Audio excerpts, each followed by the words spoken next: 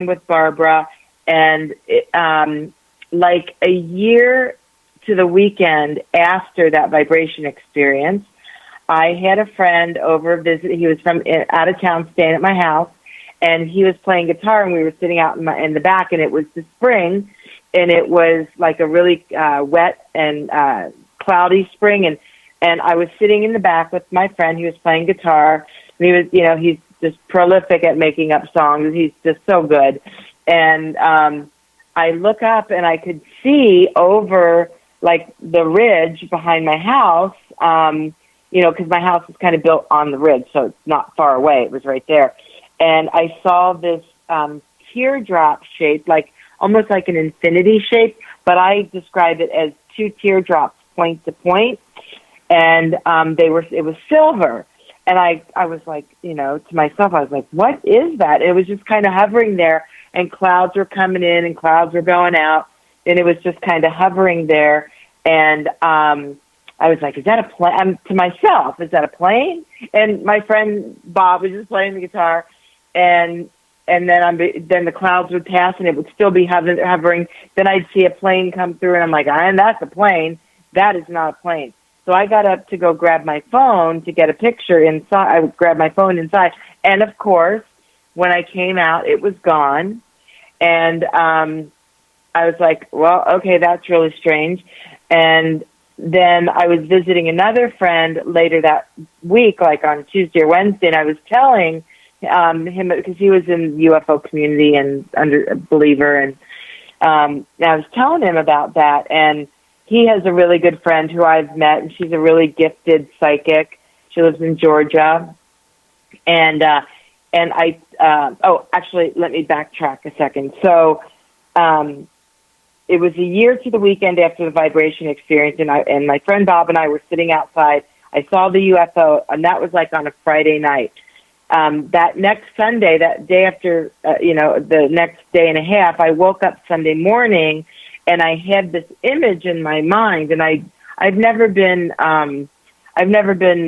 prompted or to draw equations or symbols or anything, but this was really strange. It was like I'd open my eyes and I could see it like a hot poker, and I'd close my eyes and it would be like white hot, and I'd open and it wouldn't go away, and it just was impressed on my mind. And when I finally wrote it down, it didn't go away. So then a couple days later, I was visiting another friend, and I was telling him about the UFO that I saw, or the teardrops that I saw, and then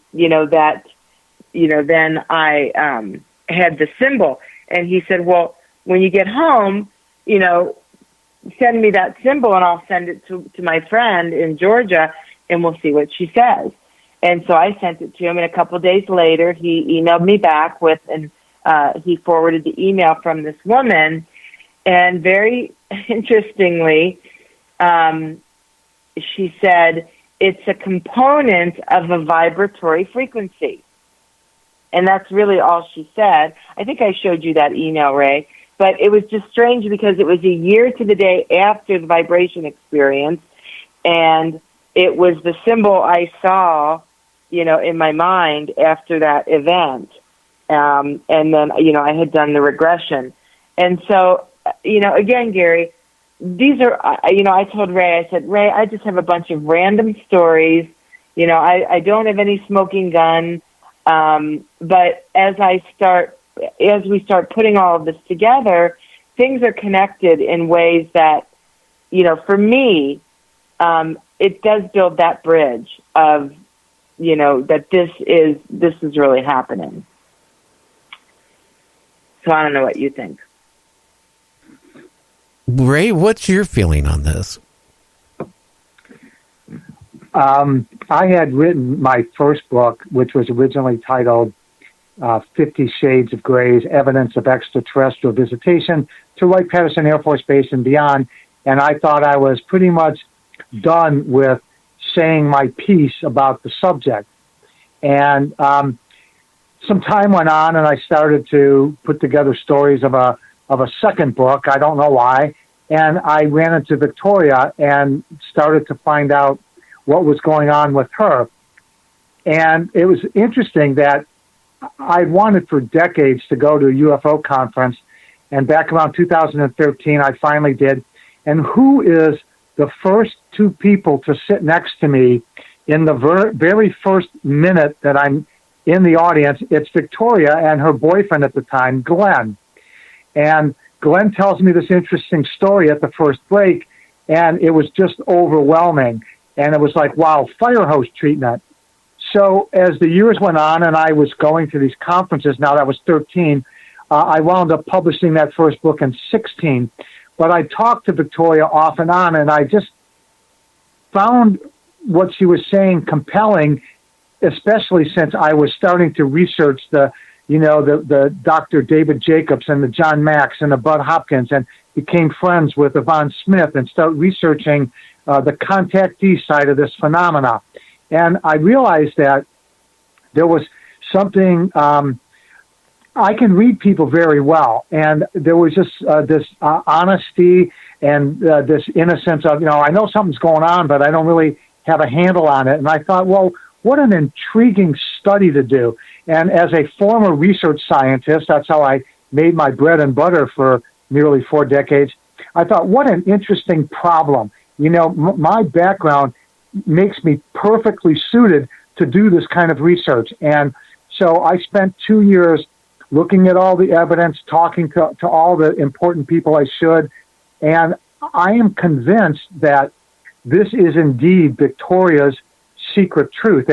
It's like people, if they're in the middle of a fight, they don't realize what's really happening to them. They need somebody to look in from the outside. And I found that to be with Victoria, that she had these fuzzy, strange feelings that something was going on, but really didn't have a point of reference upon which to create this story, to get the big picture. And that's what we were able to do in our 2 years of back and forth, and me investigating and her investigating, is to come up with a story that is consistent with all the other stories that have been put out there by people who are far smarter than us and who've worked at this at a much longer time. And not only is Victoria experiencing this, but she has a grandson that is experiencing this, and that we mention in the book. And some of his experiences are captured there.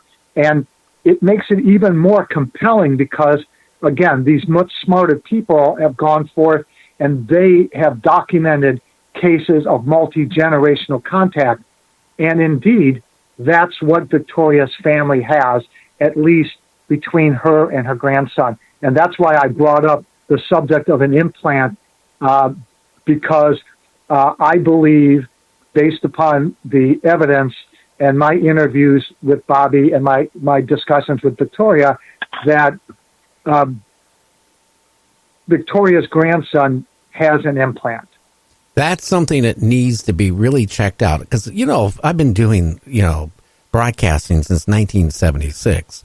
I, probably of a lot of the talk shows out there, and we're on 22 radio stations, by the way, that I, have interviewed a lot of people that have claimed they've been abducted. A lot of them, claimed that they had implants, where they have sent me information to verify that, yes, they had, I have x-rays sitting here from some people. I think a lot of the people, though, who get these messages while they're sleeping or whatever, they're getting told things like, things that can maybe help the earth, things that, they need to share. Has Victoria been given any of that type of information? Because everybody I've talked to always comes up with the same thing. Or I hear horror things that are so scary that, that sometimes after I interview a guest, I can't sleep at night. Now, I know that there is, entities, ETs out there. I know there's more than one. Now, I do think if they're here to help us, they would have already helped us. They haven't helped us. But Victoria, have you been told anything they want you to share? Have you been told anything about, society, earth changes, anything? Yeah, well, this book only kind of scratches the surface of some of the things that have happened in my life. But I have received a series of very strange phone calls from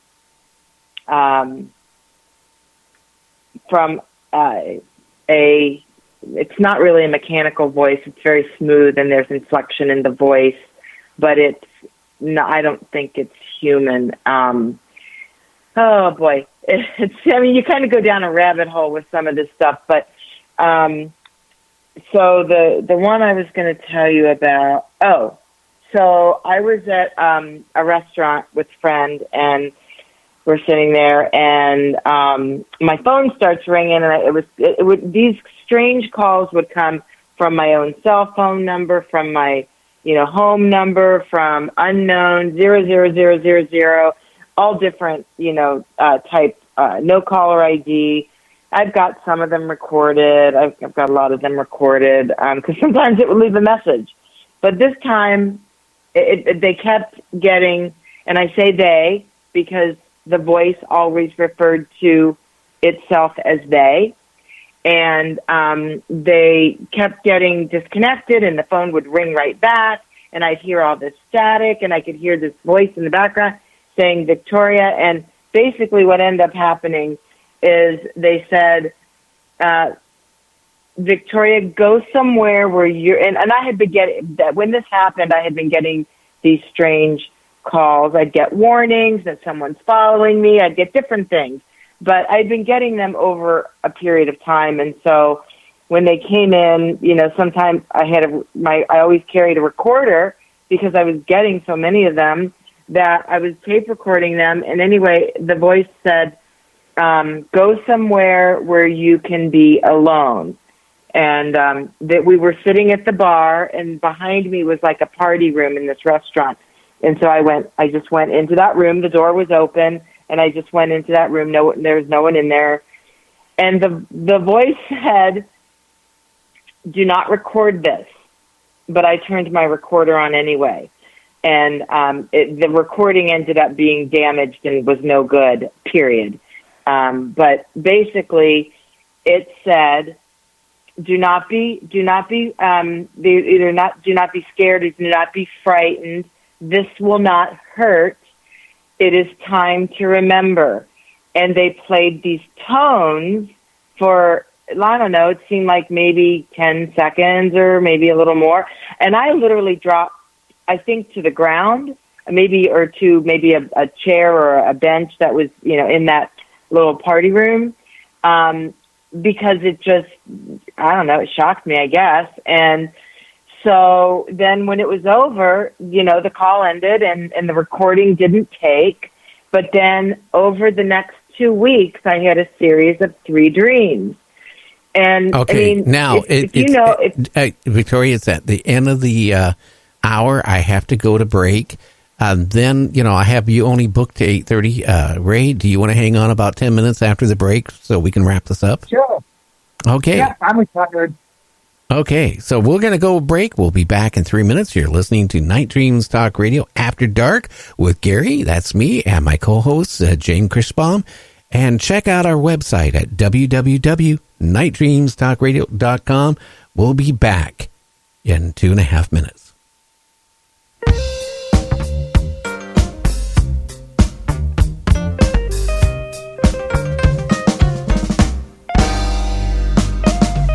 Maggot was a biker and he drove his motorcycle very fast. Drove a big chop Harley with a gang color jacket and ran down Citizens for laughs. He had an old lady named Petula who packed an automatic 45 gun. They had just come up from California where they'd shot 6 cops for fun. Chick he thought he was the best there was down the interstate he saw, till the day he tangled with the county sheriff who they all call 104.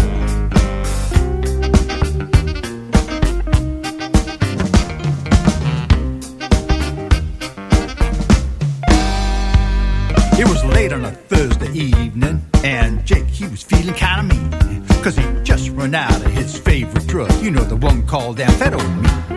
So he sauntered up to Petula, and it said, say, baby,